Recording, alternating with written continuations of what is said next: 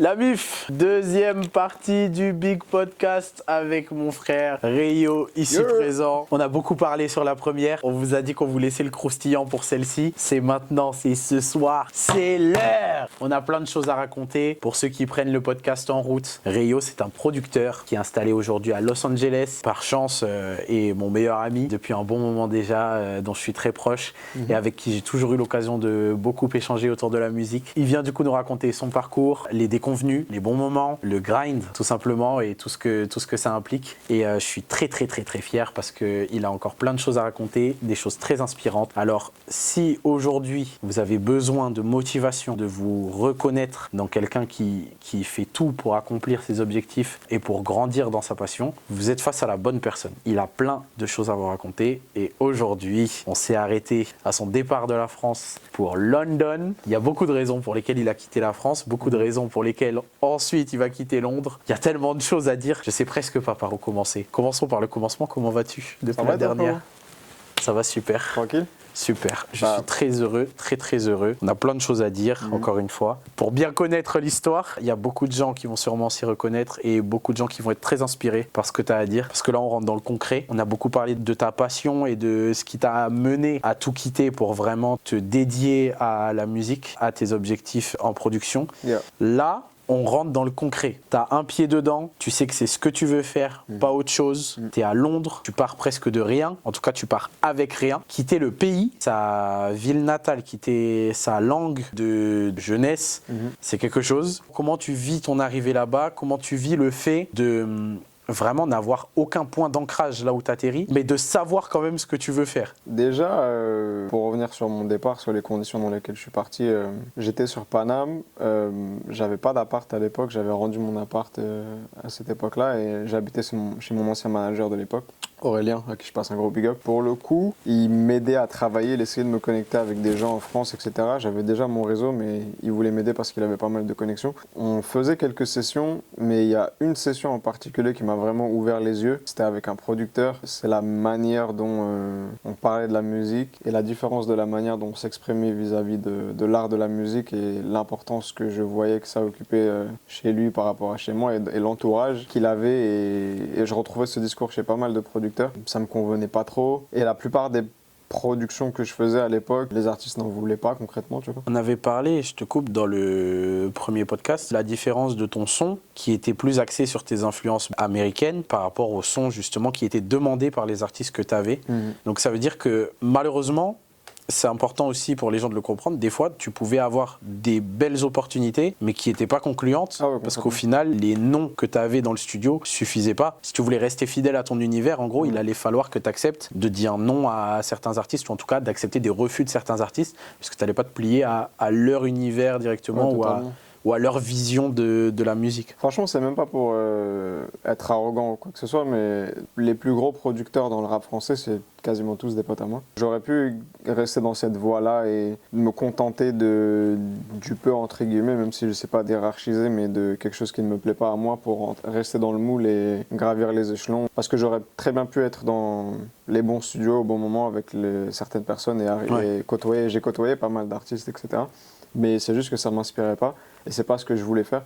Donc c'est la raison principale pour laquelle je pense je suis parti et je suis parti sur un coup de tête en vrai. J'ai eu une conversation avec ma mère à l'époque et j'en ai parlé, elle m'a dit ouais, pourquoi t'essaies pas, c'est à 2 heures d'ici, etc., 2 heures de Paris. J'ai booké un billet de bus, un bus de nuit sur un coup de tête et je suis parti avec 1000 € en poche et je connaissais absolument personne. Ouais, j'ai juste pris ma valise et je suis parti quoi. Je me suis dit bon, je vais recommencer une vie là-bas. Et par rapport à mon arrivée, comme tu me demandais, franchement le jour où je suis arrivé à Londres, c'était un des plus beaux jours de ma vie. Je me rappelle encore, c'était le 13 décembre 2019, donc c'était à la période de Noël, tu vois. Et quand tu arrives à Londres en bus, tu arrives à la gare de, je crois que c'est Victoria, et je voulais pas prendre le métro pour aller jusqu'au centre-ville. J'avais booké une auberge de jeunesse et tout au préalable, tu vois. C'est des dortoirs avec 6 lits, etc. Ouais. Genre le truc le moins cher que j'avais pu trouver, tu vois. Parce que je savais que là-bas, trouver un logement, c'était pas très long. En moins de 2 semaines, j'aurais pu. Et je me suis dit, je vais me balader dans le centre et je vais marcher de Victoria, donc c'est dans le sud-ouest de Londres, jusqu'au centre. Et Londres, c'est une ville, elle est immense, tu vois. Ouais. Entre 2 stations de métro, par exemple, à Paris, c'est environ 500 mètres parce que c'est un métro très touristique. touristique, alors qu'à Londres, Ouais. c'est genre 2 km minimum, tu vois. Et je me rappelle juste de mon arrivée, de marcher. C'était le matin, très tôt, donc il faisait encore nuit. Il y avait toutes les décorations de Noël, etc. Et je marchais de Victoria jusqu'au centre. Franchement, c'est un jour dont je me rappellerai toute ma vie. C'était incroyable. Ce qui rend ce moment aussi beau, c'est la sensation d'être libéré du poids de quand tu as ce truc de vouloir faire plaisir à tes parents, garder en même temps le truc de il faut un peu de stabilité, etc., etc. Tu réfléchis à plein de choses et si ça fonctionne pas, et si nanana. Et en fait, quand tu décides de partir là-bas, comme on dit, nous, il n'y a plus de ralentir, il n'y a plus de retour en arrière possible, il y a plus de... Et du coup, à ce moment-là, en fait, c'est le poids de tout ce qu'on t'a appris toute ta vie, de toute cette pression qui est plus psychologique qu'autre chose, de il faut d'abord que tu fasses ça, le schéma, c'est pas ça, qui disparaît complètement. Et là, tu es vraiment en mode, ok, là, c'est moi, c'est ma musique, c'est ce que je veux faire. Et je suis là pour le faire. Et cette sensation, elle est folle. Je te mens pas, moi, le poids, il a disparu. Il avait disparu depuis quelques années déjà parce que. Toi, tu savais de toute façon. Moi, je savais clairement. Quand j'ai une idée en tête et que je veux faire quelque chose, je vais au bout de la chose. Je sais pas si c'est un défaut ou une qualité, mais ouais, je savais très bien ce que je voulais faire déjà dès mon départ à Paris. C'est la raison pour laquelle j'étais monté. Mais ouais, c'était un nouveau départ. Franchement, j'étais content. J'ai tout de suite kiffé la vibe de la ville, etc. La manière dont les gens parlent, la culture, etc. L'ouverture d'esprit qu'il y avait là-bas. Et je me suis senti très à l'aise dès le début. T'as même gardé l'accent. Ouais, bah ouais. Parce que là, ça fait un moment que t'es à Los Angeles et pourtant... Ouais. Non, je pense que je le perdrai jamais. C'est un accent bien bed and breakfast. Mais ouais, non, c'était incroyable. J'ai franchement que des bons souvenirs. À ce moment-là, donc tu t'installes. C'est la musique à fond. T'as pas de contact. T'as que ton ordi, ta créativité et ta déterre. Comment, à ce moment-là, t'arrives à passer de passionné de musique à entrepreneur, le gars qui a une idée, qui veut construire une entreprise, construire quelque chose de sérieux, de périn, parce que c'est des questions, on n'y pense pas forcément quand on se dit qu'on veut faire de la musique, on pense juste à faire de la musique, prendre son ordi, faire de la musique, on pense pas à signer des contrats, faire ses comptes, on pense pas à ce qu'on va déclarer ou pas, aux signatures, aux droits.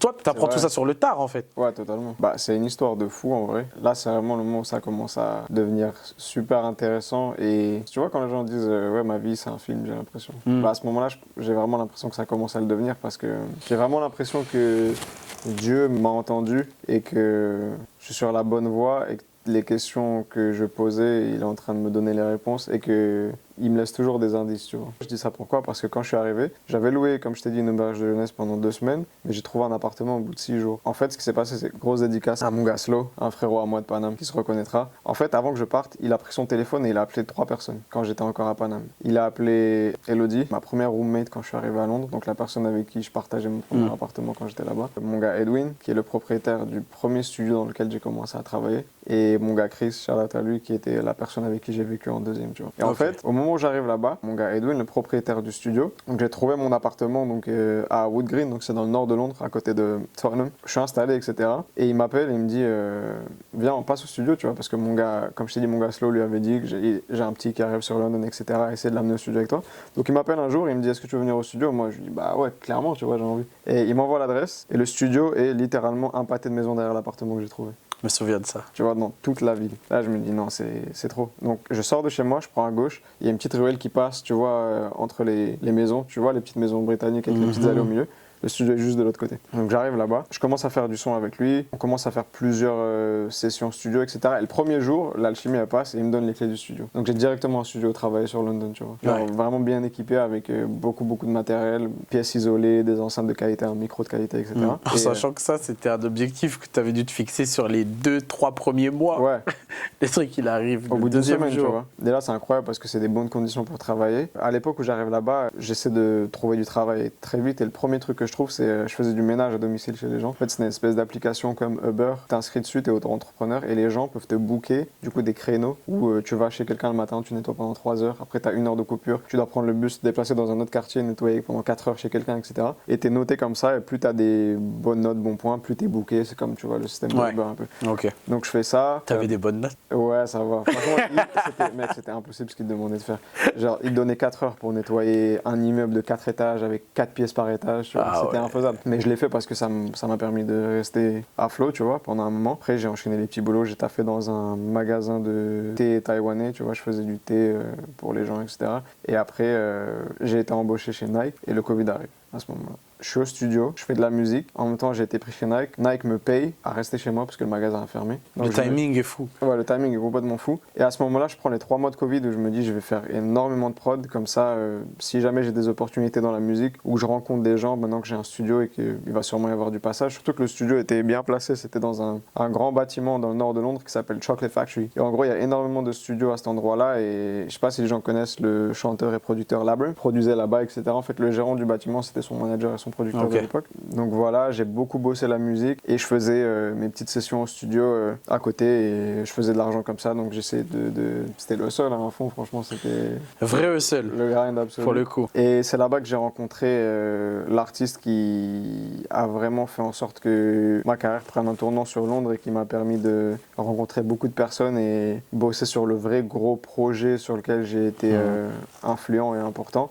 C'est mon gars Avelino, qui est un rappeur incroyable de London, du nord de Londres, pareil, il vient de Tottenham. Et son studio était juste à côté du studio d'Edwin sur le même étage, tu vois. Et on a connecté et l'alchimie, elle est passée directement comme ça. On a commencé à bosser sur son album qui est sorti un peu plus tôt dans l'année, qui s'appelle God Save the Streets, qui est un excellent album de rap que je conseille à tout le monde. Et ouais, c'est plus ou moins ça, mes 2-3 premiers mois sur London, quand j'arrive, ça se passe à peu près comme ça. Ensuite, il y a évidemment beaucoup de musique, beaucoup de travail à côté et petit à petit, avec la vie d'entrepreneur forcément, viennent les premières déconvenues, les premières désillusions. On sait que les domaines artistiques en général, c'est compliqué, il y a une grosse compétition, etc. Plusieurs fois, j'ai parlé avec toi et tu m'as dit il n'y a pas plus féroce et plus ingrat que le monde de la musique. C'est la pire industrie. Et c'est à Londres que ça a commencer à vraiment se concrétiser aussi dans le meilleur effectivement mais aussi dans le pire. Je trouve ça important du coup que tu en parles sans forcément rentrer dans les détails évidemment mais que tu en parles pour les gens qui pourraient potentiellement se décourager, peut-être aussi voir ce monde-là trop beau, plus beau qu'il ne l'est. Avant de rentrer là-dedans directement, j'ai répondu que partiellement à ta question d'avant. Tu m'avais demandé par rapport à l'entrepreneuriat, comment est-ce que j'avais switché de passionné à quelqu'un qui commençait à structurer un petit peu. J'ai ouvert mon premier studio aussi à Londres. Justement, c'est avec les économies que j'ai pu faire en travaillant chez Nike plus le studio pendant la pandémie de Covid, etc.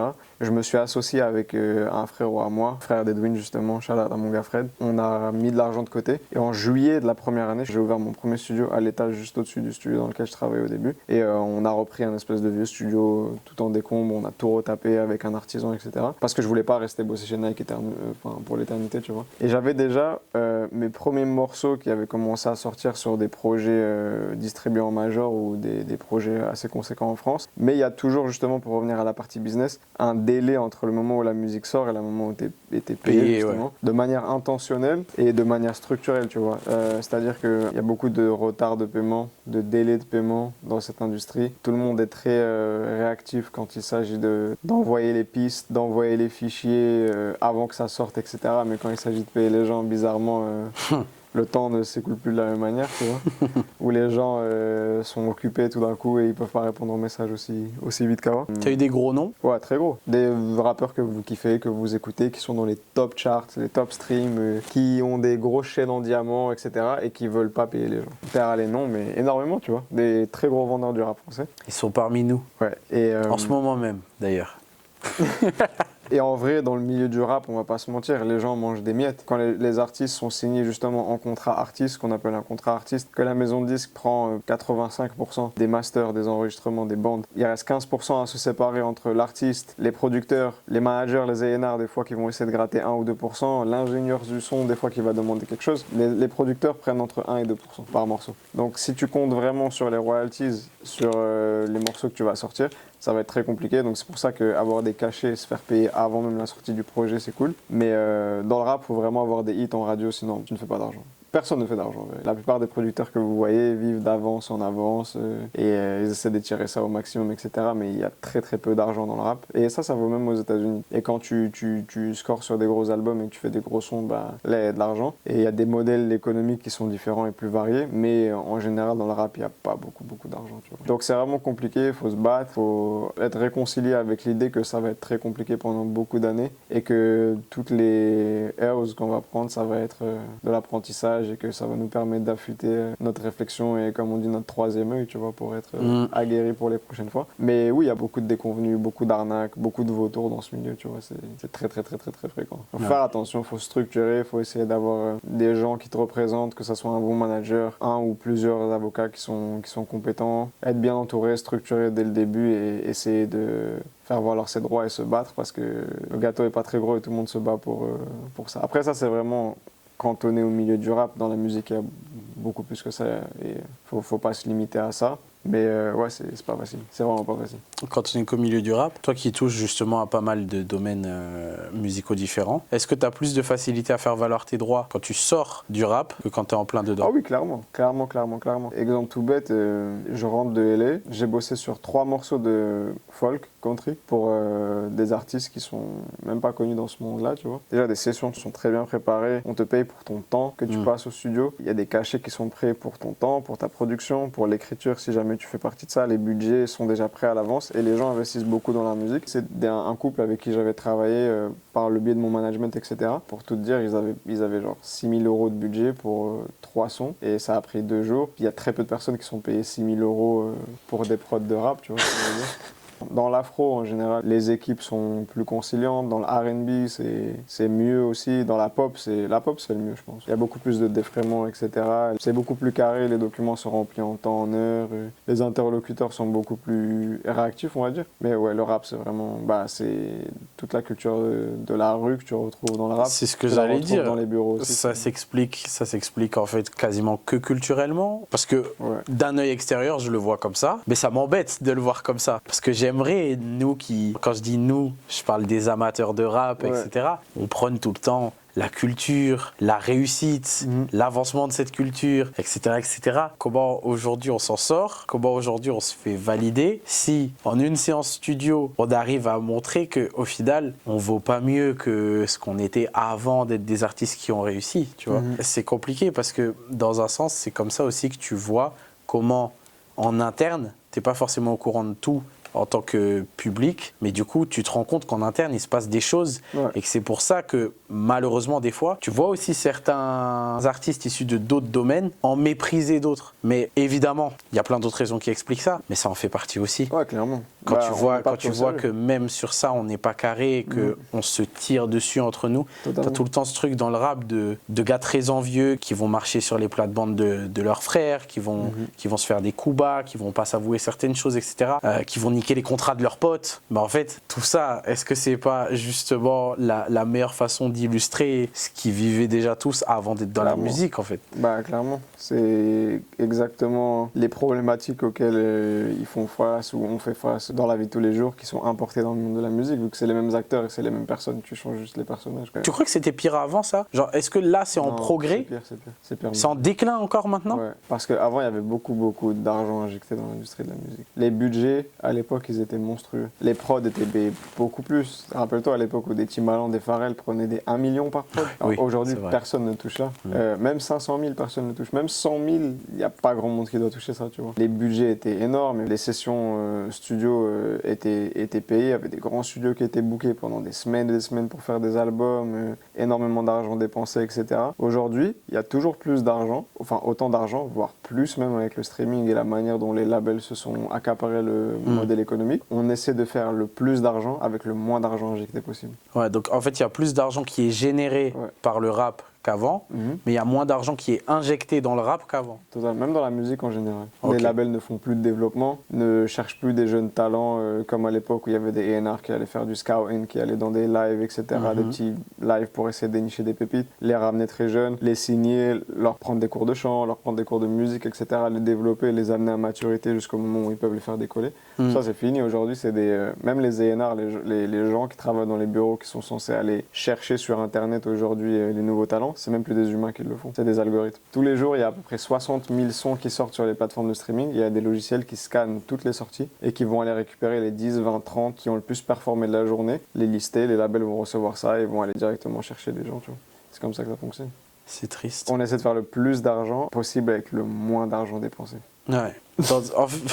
En fait, ça me brise parce que j'essaie de comprendre. Parce que c'est pas difficile à comprendre, c'est juste une approche business. Mais j'essaie de comprendre à quel moment les artistes et les vrais passionnés qui sont derrière les labels, parce que dans les labels, tu as quand même beaucoup de passionnés, même s'ils ne sont pas artistes, à quel moment ils ont accepté qu'on en arrive là. Mais en réalité, quand c'est les gars qui tiennent l'argent qui te disent on en arrive là, c'est tout, est-ce que tu as ton mot à dire en fait? Pas vraiment. Et puis, mets-toi à la place d'un jeune qui a grandi dans le ghetto toute sa vie avec rien, pas d'argent, auquel on va attendre un contrat avec 2 millions de dollars contre sa vie. Il n'a jamais vu autant d'argent. Donc, il va le signer le contrat et il va commencer à travailler avec ce label et s'engager dans cette aventure-là, mais à quel prix?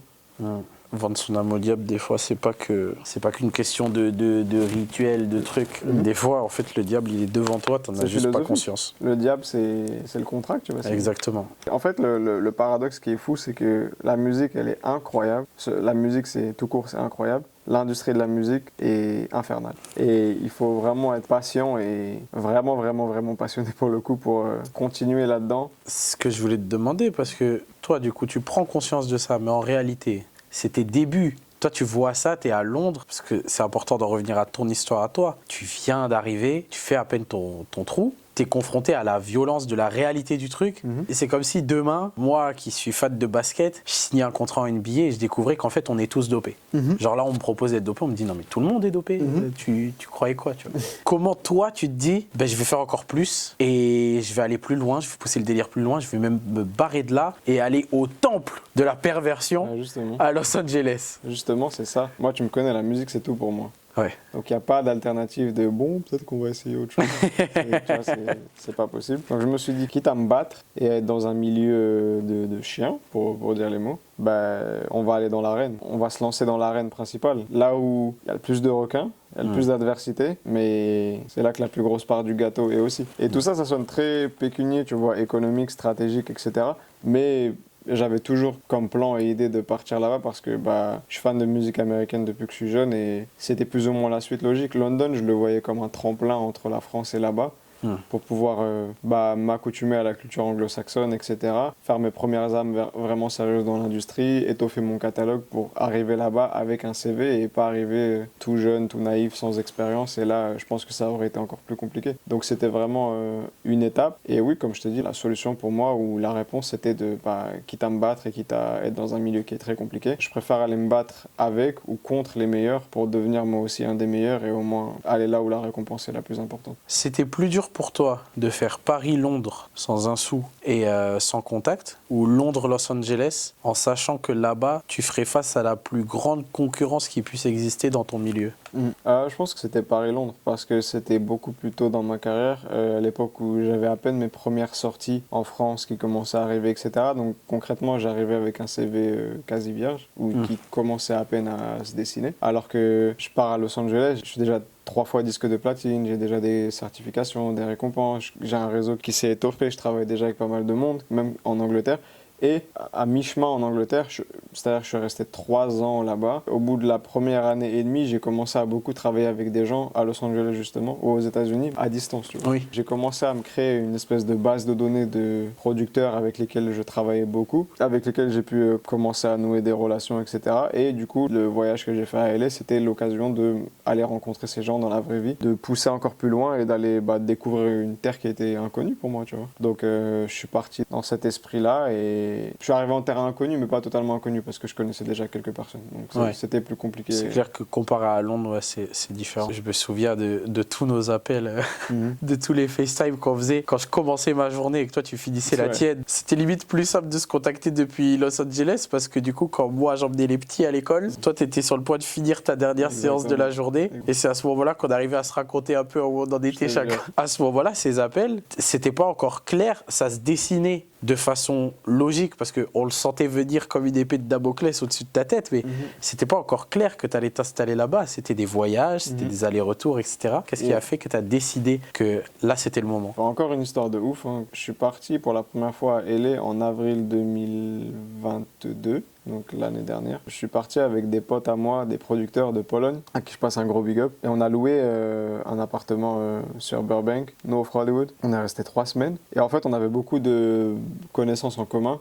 chez les producteurs, chez les artistes. Donc on est parti et en fait on s'organisait par jour, on se disait vous deux vous connaissez plus telle personne que nous, donc partez dans ce studio-là, allez faire une session, nous on va partir dans ce studio-là, rencontrer telle personne, on va échanger les contacts comme ça et essayer de multiplier le réseau et les opportunités. Donc on a fait ça pendant les 3 semaines où on était là-bas et c'était le moment où on devait rentrer. On était dans la voiture en route pour LAX, pour l'aéroport. J'ai mon gars Mike Waves, shout out à lui, un énorme producteur de LA, super talentueux, qui organise un séminaire avec Wallace Lane, qui est un duo légendaire de production américain qui ont bossé pour Travis Scott. Ils ont 2 sons sur Astro World, Drake plusieurs fois, Party Next Door, Chris Brown, etc. Et donc les deux organisaient un séminaire et ils m'envoient l'adresse. Donc il me dit ramène-toi et moi dans 2 heures j'ai un avion, quoi. Et l'adresse était pile sur le chemin de l'aéroport. Donc j'ai dit à mes gars déposez-moi là, rentrez, moi je rentre pas. Parce que c'était des gens dont j'étais fan déjà, le duo de production. Pour dire la vérité, j'avais manifesté dans mon esprit 1 an auparavant le fait de signer avec eux et de les rencontrer. Et le dernier jour où je suis allé, l'opportunité se présente d'aller les voir, donc j'y suis allé. C'est insensé. Ouais.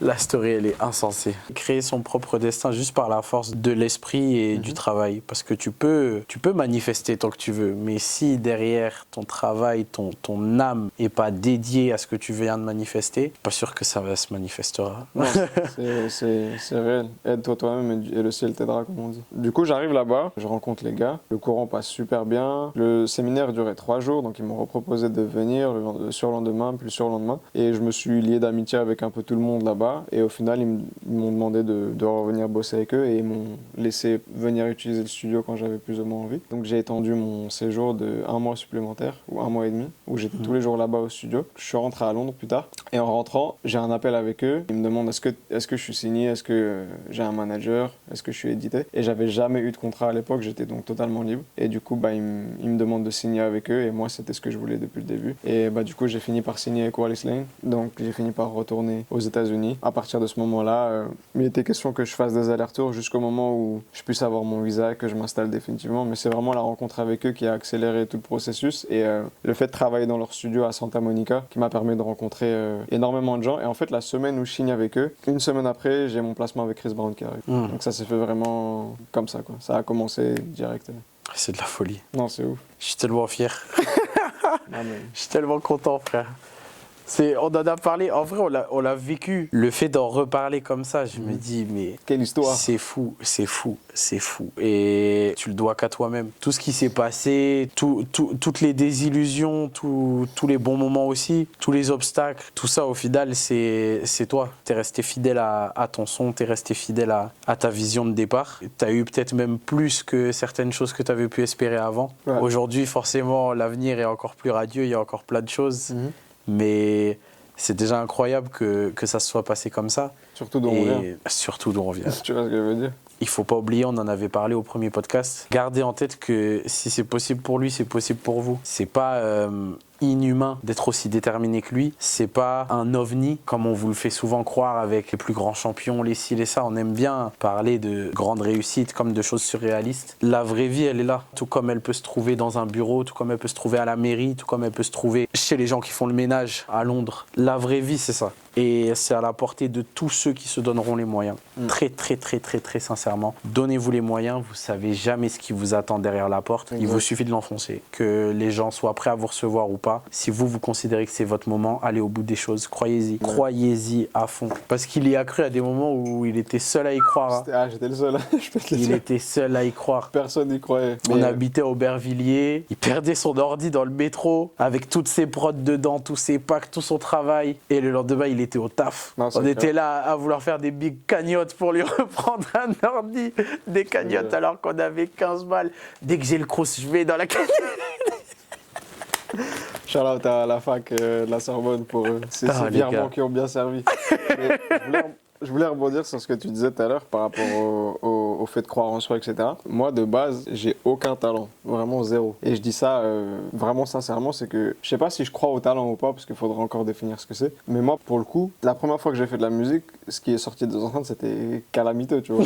J'ai pas de prédisposition particulière ou de talent ou de don que Dieu m'a donné, etc. Mais je sais que je suis plus déterminé que 99,9% des producteurs sur cette planète. Et c'est la seule raison et la seule qualité qui fait que tu peux changer ou t'améliorer dans ta vie, etc. c'est juste que j'ai énormément travaillé. On me proposait d'aller en boîte, on me proposait d'aller voir des filles, on me proposait d'aller en soirée, on me proposait d'aller ici, on me proposait d'aller en vacances, on me proposait d'aller là-bas. J'ai préféré me dire, je vais sacrifier 6, 7, 8, 9, 10 ans, ça va faire 10 ans dans pas longtemps de ma vie où je suis jamais parti en vacances. J'ai très peu d'amis, toi-même tu le sais, je les compte sur les doigts de la main. Me concentrer sur mon travail parce que je sais que le travail te permet de déplacer des montagnes et d'aller là où tu as envie d'aller à partir du moment où tu as la détermination pour et l'éthique de travail qui va avec. Donc franchement, peu importe ce dans quoi vous êtes et la passion que vous avez, si vous avez cette flamme à l'intérieur de vous qui vous anime, franchement ne lâchez pas et la seule qualité qui va vous départager du reste des gens, c'est la persévérance. Les seuls qui franchissent la ligne, c'est ceux qui s'arrêtent pas de courir. Quelle que soit la position, quelle que soit la manière, tant que vous franchissez la ligne, vous serez toujours fier de vous. Exactement. Toujours aller au bout des choses. Qu'est-ce que je peux te souhaiter pour la suite? Qu'est-ce qui arrive là déjà? Franchement, beaucoup de choses. Ça bosse sur beaucoup de projets différents. Prochain projet de mon gars Yo Train, on est en train de taffer sur son premier album studio. Pas mal de projets avec des artistes de TDE, label de Kendrick Lamar, SZA, Schoolboy Q. Je travaille beaucoup avec Rayvon, qui est une de leurs dernières signatures, etc. Donc la mixtape arrive très vite. Et on va enchaîner sur son album par la suite. Beaucoup de morceaux que j'ai écrits, je commence à me concentrer de plus en plus sur l'écriture. Il y a pas mal de sons qui arrivent, notamment dans le monde afro, etc. Plein de projets intéressants, plein de concepts, d'idées, des choses plus ou moins périphériques à la musique, etc. Mais on en reparlera quand ça sera le moment. Mais en tout cas, il y a plein de bonnes choses qui arrivent. Et je serais ravi de te recevoir à ce moment-là pour qu'on poursuive cette discussion qui ne s'arrête jamais et qui est toujours plus inspirante que la précédente. J'espère, ce que je dis aux gens, c'est que si mon parcours peut au moins servir à montrer aux gens que tout est possible en vérité, c'est déjà ça, tu vois. Tout le monde se foutait de ma gueule au lycée quand je disais oui, je vais faire de la musique, je vais être producteur, je vais faire ceci, je vais faire cela. Et on me dit mais qu'est-ce que tu me racontes, frérot? Et les mêmes personnes aujourd'hui me donnent de la force. Et franchement, je le prends même pas mal. C'est juste que tu peux pas en vouloir aux gens de ne pas voir quelque chose qui est aussi loin quand même toi, tu ne fais que l'apercevoir, tu vois. Donc tu dois d'abord te convaincre toi-même de la chose et la matérialiser de manière concrète pour que les gens puissent la voir aussi. Il ne s'agit que de vision au final. Et si tu peux te couper des influences négatives, des critiques, te mettre dans ta grotte et travailler et t'améliorer dans ton art, etc., je pense que ça sera toujours payant. Donc moi, c'est ce que je recommanderais aux gens de faire, tu vois. Faites-le, écoutez Rayo, écoutez sa musique. N'hésitez pas à dire tout ce que vous avez sur le cœur dans les commentaires. J'espère que ce podcast vous aura plu. On va faire en sorte de le rendre disponible absolument partout, toutes les plateformes de streaming, YouTube évidemment. Merci de nous avoir suivis, merci d'avoir écouté. Merci à toi d'avoir partagé ton histoire. Avec plaisir, frérot. Merci de m'avoir invité. Avec plaisir, mon ref. Tu reviendras de toute façon. Ouais, bientôt. On a des bonnes choses à annoncer dans pas longtemps. De très belles choses. Prenez soin de vous. À la prochaine.